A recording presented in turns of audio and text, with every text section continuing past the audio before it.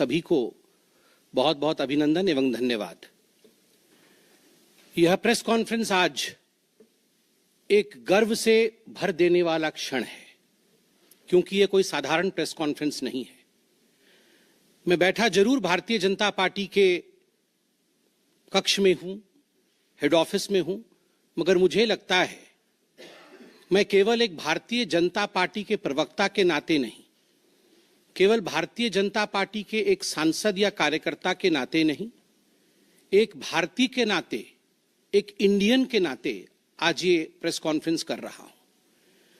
क्योंकि जिस प्रकार का टेरर डिमोलिशन, जिस प्रकार आतंकवाद का खात्मा बीते कुछ दिनों में हमने भारतवर्ष में देखा है, भारतवर्ष ने जिस प्रकार से पाकिस्तान में आतंकी अड्डों को ऑपरेशन सिंदूर के माध्यम से समाप्त किया है, वह अपने आप में पूरे विश्व में एक संदेश भेजता है, एक निर्णायक संदेश। आतंकवाद के खिलाफ लड़ाई के विरोध, आतंकवाद के खिलाफ एक निर्णायक संदेश। इसलिए आज का ये प्रेस कॉन्फ्रेंस, इसको संबोधित करते हुए मुझे गर्व की अनुभूति हो रही है। अदम्य साहस का परिचय दिया है भारत की सेना ने, अदम्य साहस। आज भारतीय जनता पार्टी और हम सभी कार्यकर्ता, आज सारा भारत धन्यवाद करता है भारत की आर्मी का, भारत की सेना का, भारत की एयरफोर्स का, भारत की नेवी का और उन तमाम जाबाज सेनानियों का जिनके कारण आज ऑपरेशन सिंदूर सफल हुआ है। अगर सही मायने में देखा जाए तो ऑपरेशन सिंदूर और उसके विषय में पूरा हिंदुस्तान आज जानता है, क्योंकि कई प्रेस कॉन्फ्रेंसेस हुए। कल भी तीनों डीजीएमओ ने मिलकर के देश को संबोधित किया और तमाम तथ्य जो देश जानना चाहता था उसे उन्होंने हमारे समक्ष रखा। मगर मुझे लगता है कि एक आम नागरिक के भाषा में, बहुत साधारण भाषा में आज मैं आपको बताना चाहूंगा कि ये जो ऑपरेशन सिंदूर हुआ है, किस प्रकार से इससे हिंदुस्तान आतंकवाद के खिलाफ लड़ने में एक निर्णायक भूमिका हिंदुस्तान ने अदा किया है। आप सभी जानते हैं 22 तारीख का वो दिन, that unfortunate day on 22nd of April, जब पहलगाम में 26 लोगों का नृशंस हत्या कर दिया गया था आतंकवादियों द्वारा। वह आतंकवादी जो पाकिस्तान से आए थे, वह आतंकवादी जो पाकिस्तान द्वारा प्रशिक्षित किए गए थे, आतंकवादियों द्वारा प्रशिक्षित किए गए थे। उनमें 25 भारतीय थे और एक नेपाली नागरिक था। प्रधानमंत्री श्री नरेंद्र मोदी उस समय विदेश दौरे में थे, सऊदी अरब में थे। प्रधानमंत्री नरेंद्र मोदी तुरंत भारत लौट के आते हैं और उन्होंने जनता की बात को सुना। जनता ने उस समय एक मांग रखी कि आतंकवाद के ऊपर हमला हो, हमें बदला लेना है पहलगाम के इस आतंकवादी हमले का। प्रधानमंत्री ने बिहार की भूमि से ऐलान किया और यह वादा किया कि मैं वादा करता हूं कि जो आपकी इच्छा है कि आतंकवाद के खिलाफ हमला होगा, हम पहलगाम के इस आतंकवादी हमले का बदला लेंगे। We will avenge the death of 26 people. प्रधानमंत्री ने कहा यह जो बदला होगा, यह आतंकवादियों के कल्पना से बाहर का बदला होगा, और जो बदला हुआ वो आतंकवादियों के कल्पना के बाहर का बदला था। प्रधानमंत्री जी ने कहा कि हम घुस के मारेंगे और मिट्टी में मिलाएंगे आतंकवादी के ठिकानों को, और आतंकवादियों के ठिकानों को प्रधानमंत्री नरेंद्र मोदी जी के निर्णय ने और हमारे सेना के अदम्य साहस ने मिट्टी में मिलाने का काम किया। यह वादा प्रधानमंत्री नरेंद्र मोदी जी का था। 22 तारीख से 7 मई तक लगभग ये 14 दिन आप सभी ने देखा, पूरे भारतवर्ष में एक प्रकार से एक माहौल टेंशन का था, प्रेशर का था कि तुरंत निर्णय किया जाए, तुरंत एक्शन में आया जाए। बहुत सूझबूझ के साथ, सोच समझ करके, स्ट्रैटेजी के साथ पाकिस्तान भी जानता था कि हमला होगा, एयर स्ट्राइक पहले हो चुका था, किस प्रकार सर्जिकल स्ट्राइक पहले हो चुकी थी। पाकिस्तान पूरी तरह जानता था कि इस बार भी छोड़ा नहीं जाएगा, मगर उसके बावजूद पाकिस्तान इतना दिमाग लगाने के पश्चात वह डेट नहीं जान पाया जिस दिन यह हमला होना था। 22 तारीख से 7 तारीख के बीच में कुछ नॉन मिलिट्री एक्शंस जिन्होंने पाकिस्तान को कमजोर किया, वह प्रधानमंत्री नरेंद्र मोदी जी ने और भारत की सरकार ने लिया। ये जो ऑपरेशन सिंदूर है, इसका एक मिलिट्री पोर्शन है तो एक नॉन मिलिट्री पोर्शन भी है। और नॉन मिलिट्री पोर्शन में सबसे बड़ी बात इंडस वाटर ट्रीटी, जो सिंधु नदी समझौता 1960 का था, उसे स्थगित किया गया, अबेयंस में रखा गया। आप सभी जानते हैं लगभग 90% पाकिस्तान जो है इसी पानी पर निर्भर करता है। लगभग 80% उनका जो कृषि है इस पानी पर निर्भर करता है। इस पानी को यदि रोक दिया जाए तो पाकिस्तान की 1/4 जीडीपी गिर जाती है। इस पाकिस्तान को अगर इस पानी से वंचित रखा जाए तो पाकिस्तान के हालात वैसे होंगे कि उनकी जीडीपी लुढ़केगी, कृषि लुढ़केगा। केवल कृषि और जीडीपी नहीं, उनके पावर कट्स होंगे और इस प्रकार का माहौल पाकिस्तान में पैदा होगा कि पाकिस्तान एक फ्रजाइल स्टेट के रूप में, अभी भी फ्रजाइल है, और फ्रजाइल स्टेट के रूप में वो सामने आएगा। झेलम और चनाब अब संपूर्ण रूप से भारत सरकार के अधिकार में है, अधिकार क्षेत्र में है। और जिस प्रकार से यहां हम बांध बनाने की और रिवर को आगे बढ़ाने की बात कर रहे हैं, नए रिजर्वॉयर, इरिगेशन और हाइड्रो पावर से जम्मू कश्मीर, लद्दाख, पंजाब एवं हरियाणा, इन राज्यों को बहुत फायदा मिलने वाला है। ये कहा गया कि पानी और खून एक साथ नहीं बहेगा। मित्रों, जरा सोच के देखिए, 50 वर्षों तक जो संभव नहीं हुआ था, किसी भी युद्ध में यह संभव नहीं हुआ था कि इंडस वाटर ट्रीटी को रोक दिया जाए। जो संभव नहीं हुआ था वह असंभव काम संभव हुआ इस बार। अटारी वाघा बॉर्डर को भी रोक दिया गया। दोनों देशों के बीच में कोई ट्रेड नहीं होगा और इसका खामियाजा कोई भुगतेगा तो वो पाकिस्तान की इकोनॉमी भुगतेगी। इसके साथ ही जिन लोगों के पास पाकिस्तान का वीजा था और वो हिंदुस्तान में, पाकिस्तान के नागरिक जो हिंदुस्तान के वीजा के साथ भारतवर्ष में रह रहे थे, उन सब को बाहर निकाला गया। पाकिस्तान का कोई भी आर्टिस्ट, कोई भी परफॉर्मेंस वो भारतवर्ष में नहीं हो सकता है। इस प्रकार के कड़े प्रतिबंध पाकिस्तान के ऊपर लगाए गए। माननीय प्रधानमंत्री श्री नरेंद्र मोदी जी ने लगभग 20 देशों के राष्ट्राध्यक्षों से सीधी बातचीत की। How to isolate Pakistan, how to fight against terrorism. और सबसे बड़ी बात है, तमाम देशों ने भारत का समर्थन किया। सऊदी अरब, यूएई, यूएस, आप सोचिए, इस्लामिक वर्ल्ड के बड़े देश हैं सऊदी अरब और यूएई, इन्होंने भारतवर्ष का पूर्णतः समर्थन किया। जिस समय पहलगाम का हमला हुआ था, माननीय प्रधानमंत्री सऊदी अरब में थे। सऊदी अरब के अपने दौरे को जब वो छोड़ के आए, तब उनको वहां एश्योरेंस दिया गया कि आप जाइए, हम आपके साथ खड़े हैं, वी सपोर्ट यू, हम टेरर के खिलाफ आपके साथ कंधे से कंधा मिला के लड़ेंगे। Pakistan was isolated. ये जो नॉन मिलिट्री एक्शन लिया गया, आज मैं कहना चाहता हूं कि 50 वर्षों से भी अधिक समय तक जो टूल्स कभी इस्तेमाल नहीं किए गए थे, जिस क्षेत्र में भारतवर्ष कभी नहीं गया था, वह टूल्स इस्तेमाल किए गए और अपने आप में भारत के लिए यह बहुत बड़ी बात है। बहुत बड़ी बात है कि इंडस वाटर ट्रीटी को रोका गया। 20 से अधिक देशों का समर्थन, आतंकवाद के खिलाफ एक निर्णायक हमले की तैयारी, और 6 और 7 मई 2025 उस रात निर्णायक हमला होता है आतंकवाद के ऊपर। सभी जानते हैं कि 9 आतंकवादी ठिकाने जो पीओजेके में थे और पाकिस्तान में थे, उन्हें ध्वस्त किया गया। यह ऑपरेशन सिंदूर एक बहुत बड़ा बहुत बड़ा दायरा तय करता है। इसने पूरे विश्व को दिखाया कि भारतवर्ष क्या कर सकता है। ऑपरेशन सिंदूर ने दिखाया कि केवल एलओसी नहीं, इंटरनेशनल बॉर्डर के पार जाके भी भारत पाकिस्तान के अंदर किसी भी टारगेट को प्रिसाइसली उस पर हमला कर सकता है और आतंकवाद के खौफ को समाप्त कर सकता है। इस पूरे ऑपरेशन का लक्ष्य क्या था, इसे समझने की आवश्यकता है। लक्ष्य क्या था? क्या हमने लक्ष्य की पूर्ति की? What was the aim of operation Sindoor? Did we achieve what we aimed for? क्या लक्ष्य था?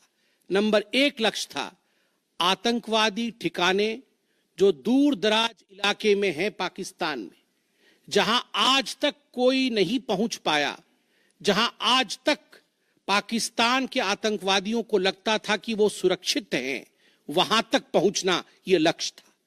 दूसरा लक्ष्य था आतंकवादियों को ढेर करना, मार देना। तीसरा लक्ष्य था इन टारगेटों को जमींदोज करना, उन्हें मिट्टी से मिला देना। चौथा लक्ष्य था इस पूरे काम को करते हुए कोई भी सिविलियन, उसके ऊपर किसी प्रकार से कोई इंजुरी नहीं होना। और अंतिम लक्ष्य था किसी प्रकार के मिलिट्री, जो पाकिस्तान का मिलिट्री या सैन्य बेस हो, उसके ऊपर हमला नहीं करना। अर्थात यह लड़ाई आतंकवाद के खिलाफ थी। यह लक्ष्य था ऑपरेशन सिंदूर का। This was a fight against terrorism and terrorists. क्या हम लक्ष्य को पा पाए? आप देखिए, जब यह हमला हुआ तो 9 ठिकाने ध्वस्त हुए, उनमें 5 POJK में थे, पाक ऑक्यूपाइड जम्मू कश्मीर में, और 4 पाकिस्तान में थे। सबसे बड़ी बात है, पहली बार पंजाब प्रोविंस, जो कि पाकिस्तान का एक बहुत स्ट्रेटेजिक लोकेशन है, पंजाब प्रोविंस उनका हृदय है पाकिस्तान का, उसके अंदर भारतवर्ष घुस करके आतंकवादियों का सफाया करता है। यह अपने आप में छोटी बात नहीं है। This is a big achievement as far as Operation Sindoor is concerned. Lashkar-e-Taiba, Jaish-e-Mohammed, Hizbul Mujahideen, इनके ठिकाने ध्वस्त होते हैं। और मैं यहां वो नाम पढ़ना चाहूंगा। ये जो 9 नाम है, 9 आतंकवादी ठिकाने, मैं आज देश से अपील करना चाहूंगा, तमाम भारतीयों से अपील करना चाहूंगा कि ये नाम हमें स्मरण करना है। आने वाले 100 वर्षों तक हमें इन नामों को याद दिलाते रहना है, दोहराना है।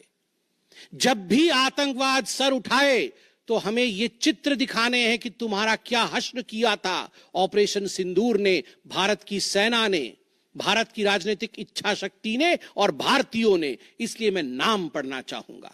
सवाई नाला कैंप मुजफ्फराबाद, जो POJK में है, 30 किलोमीटर दूर है एलओसी से, उसे ठिकाना लगाया गया। लश्कर-ए-तैयबा का ट्रेनिंग सेंटर था।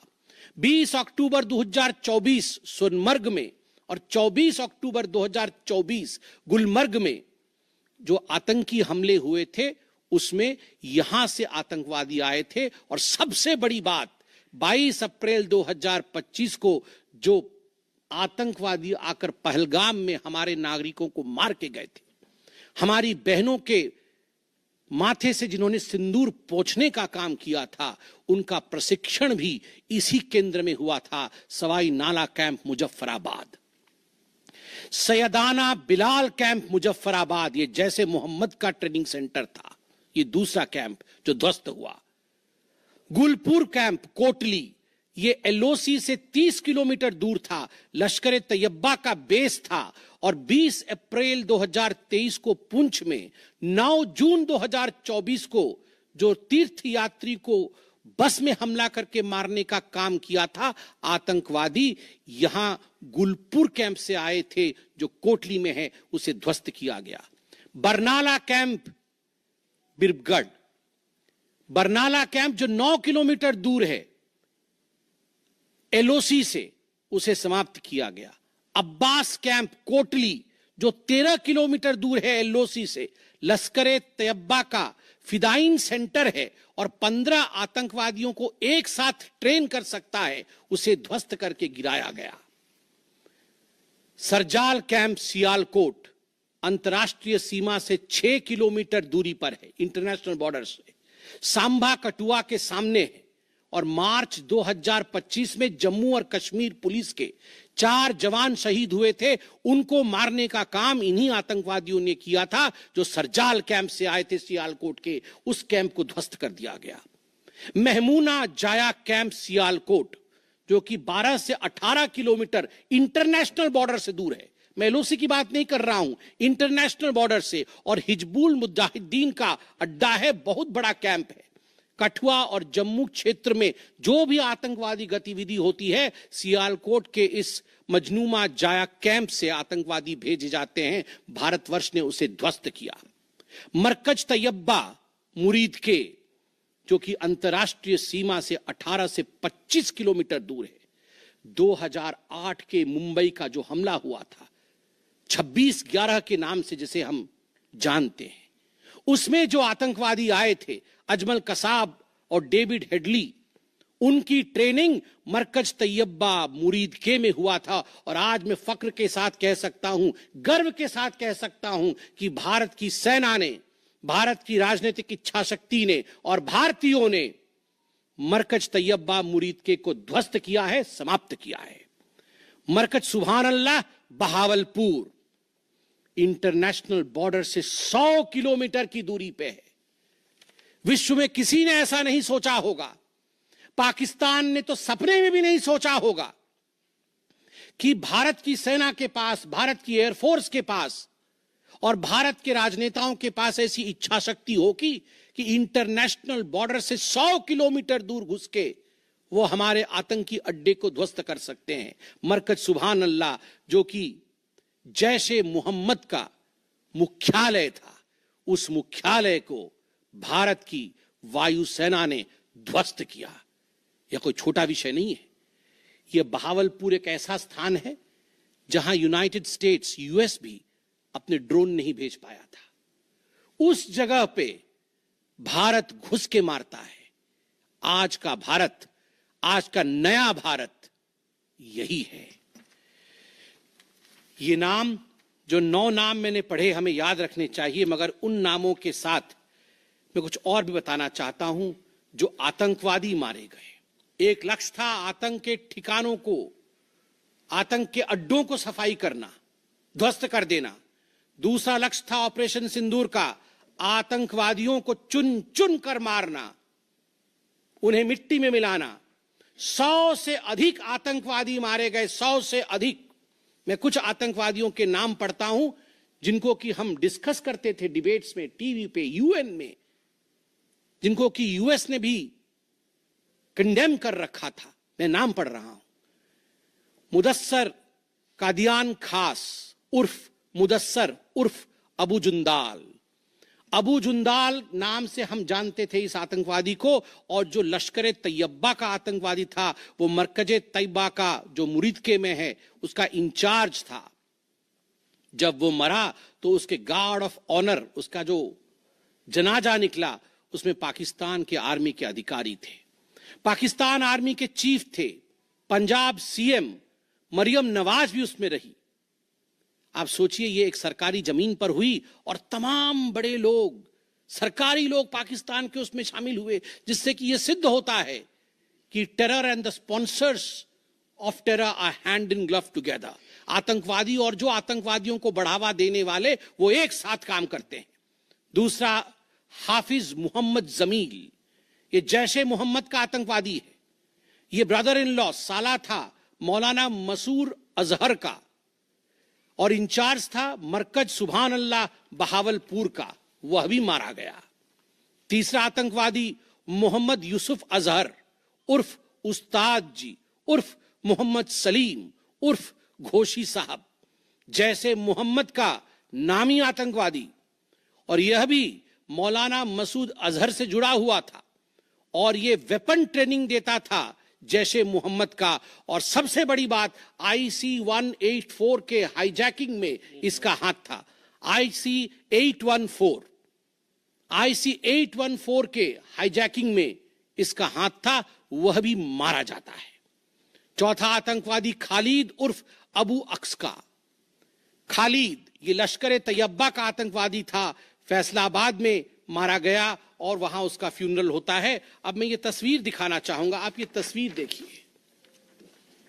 ये तस्वीर कोई साधारण तस्वीर नहीं है, यह तस्वीर है उन आतंकवादियों का जिनका जनाजा निकला। और इस तस्वीर में मैं दिखाना चाहूंगा कि ये जो खड़ा है सामने व्यक्ति, इस व्यक्ति का नाम है, ये एलईटी का कमांडर है, लश्कर तैयबा का कमांडर है अब्दुल रऊफ। अब्दुल रऊफ जो खुद एक स्पेशली डेजिग्नेटेड ग्लोबल टेररिस्ट, जिसको यूएस के ट्रेजरी बेंच ने डेजिग्नेट कर रखा है, अमेरिका के ट्रेजरी बेंच ने इसे आतंकवादी घोषित कर रखा है, वह सामने खड़ा है जनाजे में। और उसके पीछे जो खड़े हैं, मैं एक एक करके नाम पढ़ता हूं। लेफ्टिनेंट जनरल फैयाज हुसैन शाह, जो कि लेफ्टिनेंट जनरल है पाकिस्तान आर्मी के। मेजर जनरल राव इमरान सरताज, जो कि मेजर जनरल है पाकिस्तान आर्मी के। ब्रिगेडियर मोहम्मद फुरकान शब्बीर, पाकिस्तान आर्मी के। Doctor Usman Anwar, IGP Punjab. और मलिक सोहेब अहमद बर्त, member of provincial assembly of Punjab. ये बड़े बड़े लोग, तथाकथित सरकार के बड़े बड़े लोग, पाकिस्तान के आतंकवादियों के जनाजा में शामिल होने आए हैं। और जनाजे को लीड कर रहा है एक आतंकवादी, डेजिग्नेटेड आतंकवादी। और आप देखिए ये बिफोर और आफ्टर, ये जितने भी मैंने आपको अभी आतंकवादी ठिकानों का नाम बताया, किस प्रकार उनकी परिस्थिति थी और क्या उनकी परिस्थिति हुई, यह इस तस्वीर से हम देख सकते हैं। तो उद्देश्य मैं बता रहा था, ऑपरेशन सिंदूर का उद्देश्य बहुत स्पष्ट था। उसका उद्देश्य था आतंकवाद के ठिकाने को ध्वस्त करना, आतंकवादियों को मारना और आतंकवाद के खिलाफ एक संदेश भेजना। और उसमें हम सफल हुए। पहली बार एक बात पूरे विश्व ने देखा कि पाकिस्तान का हर इंच भारत के पहुंच के अंदर है। कोई कोना पाकिस्तान का ऐसा नहीं है जो भारत के पहुंच से बाहर हो। और आप सोच के देखिए, पाकिस्तान का एयर डिफेंस सिस्टम फेल हो जाता है। पाकिस्तान का एयर डिफेंस सिस्टम फेल हो जाता है। जिस समय 6 और 7 के रात के बीच ये पूरी कार्यवाही हो रही थी, रफाल विमान द्वारा स्काल्प और हैमर मिसाइल्स के माध्यम से 23 मिनट के अंदर, 23 मिनट्स के अंदर एक विंडो था, जिस विंडो के अंदर ये 9 के 9 आतंकवादी ठिकाने उन्हें ध्वस्त कर दिए गए। 23 मिनट में पूरा विश्व ने देखा कि भारत क्या कर सकता है। मुझे लगता है पूरे विश्व में इस प्रकार से 23 मिनट के अंदर इतने प्रेसिशन के साथ आतंकवादी ठिकानों पर हमला किसी देश ने पहले किया होगा। और जब यह पूरा एक्सरसाइज समाप्त हुआ, उसके बाद जब हमारे एमईए ने, हमारी आर्मी ने प्रेस कॉन्फ्रेंस किया, तो उसमें कुछ 4 शब्द बहुत महत्वपूर्ण थे। वो 4 शब्द हैं controlled, precise, measured, non escalatory. हमने ये जो 9 अड्डे ध्वस्त किए, वो कंट्रोल्ड तरीके से ध्वस्त किए। प्रिसाइज, कोई सिविलियन अड्डा या कोई मिलिट्री टारगेट नहीं था, प्रिसाइज टारगेट था, आतंकवादी ठिकाने, उनको ध्वस्त कर दिए। मेजर्ड, जितना ध्वस्त करना था उतना ध्वस्त किया, उसके अगल बगल के किसी स्ट्रक्चर को ध्वस्त नहीं किया। जहां आतंकवादी थे उनके ठिकाने में घुस के उनको मार के निकले। और नॉन एस्केलेटरी मतलब युद्ध को बढ़ाने वाला नहीं, नॉन एस्केलेटरी, क्योंकि the primary escalation was Pahalgam. जो मूल एस्केलेशन था वो 22 अप्रैल को पहलगाम में पाकिस्तान ने किया था। हमने रिएक्ट किया नॉन एस्केलेटरी। ये 4 शब्द अपने आप को परिभाषित करते हैं कि ऑपरेशन सिंदूर का लक्ष्य क्या था।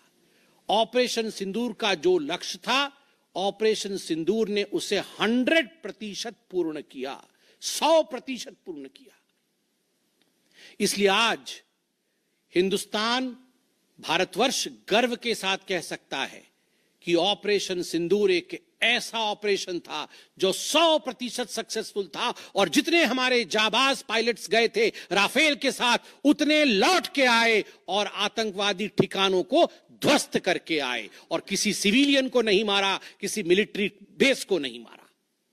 मगर दुखद है, जैसा कि पाकिस्तान से एक्सपेक्टेड है, पाकिस्तान उसके पश्चात रिटेलिएशन करता है, पाकिस्तान अपने ड्रोन्स इत्यादि भेजता है, मगर भारत की सिस्टम ने पाकिस्तान के इन ड्रोन्स को, इन मिसाइल्स को हवा में ही समाप्त कर दिया।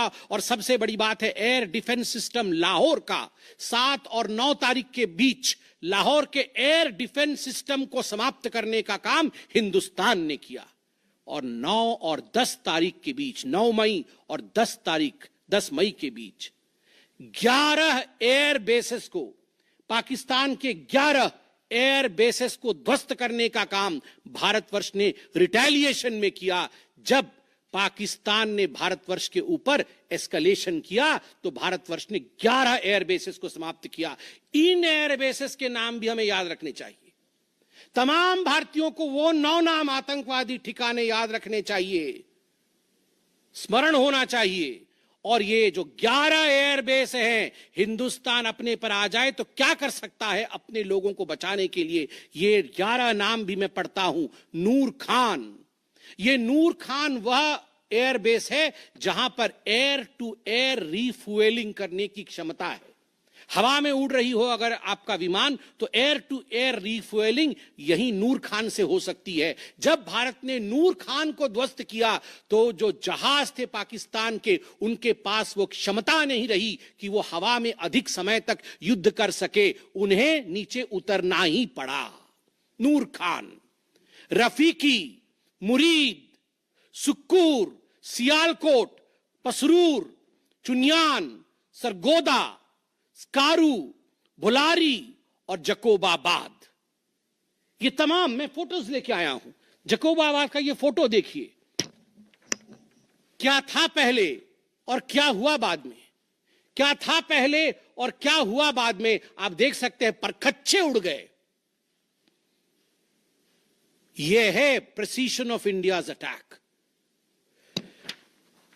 तमाम फोटो हैं यहां पे, किस प्रकार से हमने एक एक करके उनके एयर बेसेस को समाप्त किया।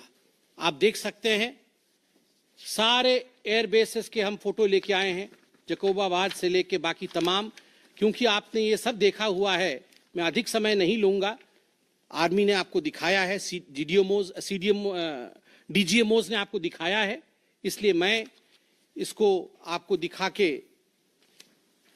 दोबारा, I would not like to take much time, but मैं रिमाइंड करना चाहूंगा कि 11 एयर बेसेस को हमने ध्वस्त किया। और इसमें एक बड़ा विषय है, पहली बार विश्व में किसी देश ने एक न्यूक्लियर कंट्री के अंदर घुस करके उनके एयर बेसेस को समाप्त करने का काम किया।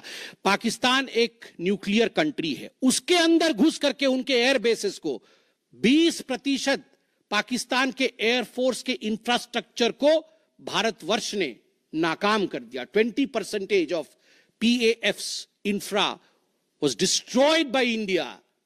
जस्ट इमेजिन, एक न्यूक्लियर कंट्री है, उसमें घुसकर मारना, यह अपने आप में पूरे विश्व में पहला इंस्टेंस है। और भुलारी एयरबेस में 50 PAF पाकिस्तान एयरफोर्स के जवान मारे गए, जिसमें स्क्वाड्रन लीडर उस्मान यूसुफ भी मारे गए। कुल मिलाकर के 9 आतंकी ठिकाने, 11 एयरबेस, 100 से अधिक आतंकी, 50 जवान और अपनी इज्जत, यह पाकिस्तान ने खोया है।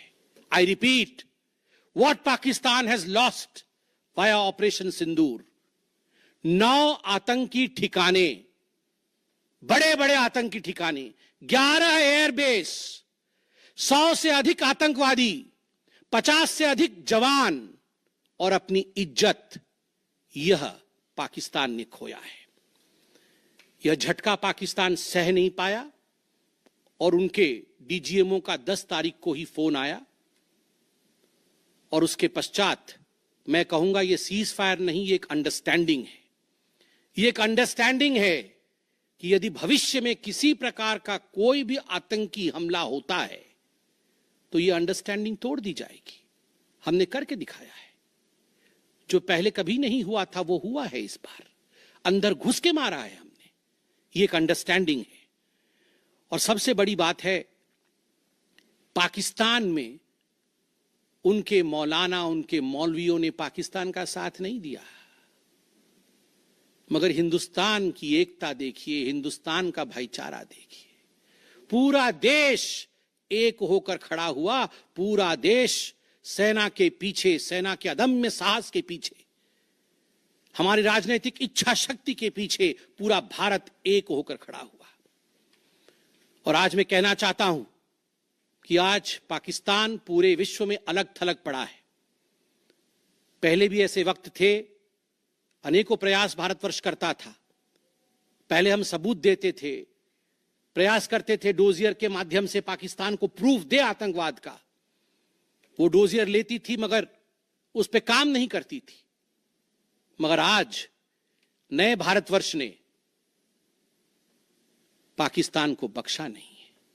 आतंकवाद के खिलाफ एक निर्णायक लड़ाई हुई है और प्रधानमंत्री जी ने स्पष्ट कहा है, वहां से यदि गोली आती है तो यहां से गोला जाएगा। इसी के साथ मैं अपने वक्तव्य को समाप्त करता हूं। कोई प्रश्न हो तो अवश्य पूछें। कमलेश जी।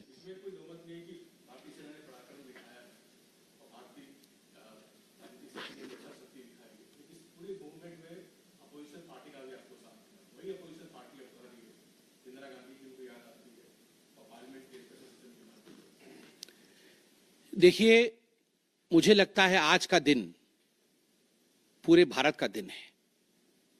मैं ऐसा नहीं कहूंगा कि आज मैं भारतीय जनता पार्टी के प्रवक्ता के नाते कह रहा हूं। मैंने शुरू में ही कहा था, आज मैं भारतवर्ष के एक साधारण नागरिक के रूप में जो अदम्य साहस हमारे सेना ने दिखाया है उसका विवरण किया। पाकिस्तान ने क्या खोया है और हिंदुस्तान ने क्या पाया है वो मैंने आपको दिखाया है। इसमें तमाम पॉलिटिकल पार्टी ने एकजुटता दिखाई, यह भी अपने आप में एक बहुत बड़ी अचीवमेंट है, बहुत बड़ी बात है। और आज मैं नहीं चाहता हूं मैं किसी की आलोचना करूं, और मैंने कहा कि विगत दिनों में वह भी एक प्रयास था जहां हम प्रूफ देने की कोशिश करते थे, हम डोजियर इत्यादि देते थे। हम 26/11 भी हुआ था, उस समय भी हमने प्रयास किया था कि हम पाकिस्तान को समझाएं कि देखो तुम्हारे आतंकी आके क्या कर रहे हैं हमारे देश में, मगर पाकिस्तान मानता नहीं था। पाकिस्तान को लगता था कि they can take India for granted. मगर अब परिस्थिति बदले हुए हैं। अब कोई हिम्मत नहीं कर सकता है इंडिया के ऊपर आंख उठा के देखने का। आपके दो प्रश्न हैं। पहला प्रश्न है कि बहुत सारी सफलताएं रहीं मगर लोगों के मन में और की इच्छा थी। दूसरा प्रश्न हस्तक्षेप को लेकर है। मैं दोनों का सटीक उत्तर दूंगा। नंबर 1, मैंने आपको इस प्रेस कॉन्फ्रेंस के माध्यम से आरंभ में ही बता दिया कि ऑपरेशन सिंदूर का लक्ष्य क्या था। ऑपरेशन सिंदूर के जो लक्ष्य थे, जो लक्ष्य परिलक्षित थे, वो प्रधानमंत्री जी ने डे 1 को ही बता दिया था। आतंकवाद के ऊपर हमला, कल्पना से परे सजा आतंकवादियों को, चुन चुनकर मारना और उनके अड्डों को ध्वस्त करना। और सेना के अदम्य साहस ने यह करके दिखाया। आतंकवादी अड्डे ध्वस्त हुए, आतंकवादी मारे गए। यह हमारा परिलक्षित लक्ष्य था। हमने अपने लक्ष्य को प्राप्त किया। और जिस समय एस्केलेशन भी नहीं हुआ था, उससे पहले ही हमने वो जो 4 शब्द प्रयोग किए, जिसका मैंने यहां विवरण रखा कि कंट्रोल्ड था, मेजर्ड था, प्रिसाइज था, नॉन एस्केलेटरी था, तो भारतवर्ष ने अपने लक्ष्य को पहले से ही निर्धारित किया हुआ था। इसलिए आपका यह कहना कि कुछ और होना था, मुझे लगता है कि हमने जो करना था वो हमने पहले भी कहा, करके भी कहा और उसे 100% हासिल किया। Operation Sindoor was 100% successful operation. 100% सफलतापूर्वक किया गया एक मुहिम था, एक ऑपरेशन था ऑपरेशन सिंदूर। देखिए, पहली बात तो है जहां तक मध्यस्थता इत्यादि का विषय है, मैंने बहुत स्पष्ट रूप से कहा अभी, जितना मेरे डोमेन में नॉलेज है, और डीजीएमओज ने अपने प्रेस कॉन्फ्रेंस में एक बार नहीं कई बार कहा कि फोन हमारे डीजीएमओ को पाकिस्तान के डीजीएमओ का आया था। पाकिस्तान के डीजीएमओ ने कहा कि there should be some kind of stoppage, और चूंकि हमारा लक्ष्य पूर्ण हो चुका था, हम तो शुरू से ही एस्केलेशन के फेवर में नहीं थे। एस्केलेशन नहीं होना चाहिए था, नॉन एस्केलेटरी था। पाकिस्तान के डीजीएमओ ने फोन किया। दूसरे देशों का फोन, जहां तक दूसरे देशों का फोन आने का सवाल है, देखिए ऐसी परिस्थितियों में तमाम देश एक दूसरे को फोन करते हैं। सभी देश एक दूसरे को फोन करते हैं, क्या मदद कर सकते हैं, किस प्रकार से कूल डाउन हो सकता है, इस विषयों पर चर्चा होती है। भारतवर्ष यूक्रेन भी फोन करता है, भारतवर्ष रशिया भी फोन करता है, सब जगह फोन करते हैं, हर कोई एक दूसरे को फोन करता है। इसमें किसी प्रकार का मगर संशय नहीं है कि डीजीएमओ पाकिस्तान ने फोन किया भारतवर्ष के डीजीएमओ को सीज फायर डिमांड करते हुए, रिक्वेस्ट करते हुए, डिमांड नहीं रिक्वेस्ट करते हुए। और कोई प्रश्न? दृष्टि एक मिनट सर, एक मिनट दे दो, जवाब दे दूंगा। सर, आपने अभी कहा कि सफलतापूर्वक अंजाम दिया ऑपरेशन सिंदूर को, लेकिन वायुसेना ने कहा है कि ऑपरेशन अभी जारी है। बिल्कुल, ऑपरेशन अभी जारी है, और मैंने कहा, माननीय प्रधानमंत्री जी ने स्वयं कहा है, गोली आएगी तो गोला जाएगा। तो अगर गोली आएगी तो गोला जाएगा। तो इसलिए ऑपरेशन सिंदूर समाप्त नहीं हुआ है। इंतजार कि अगर आंख उठाया तो उसका जवाब दिया जाएगा। देखिए, ये आपको क्या लगता है, इन प्रश्नों का जवाब कि जंग के लिए हमारी क्या तैयारी है, इसका जवाब प्रवक्ता देंगे। इसका जवाब तो जहां उचित फोरम में होना चाहिए वो देंगे।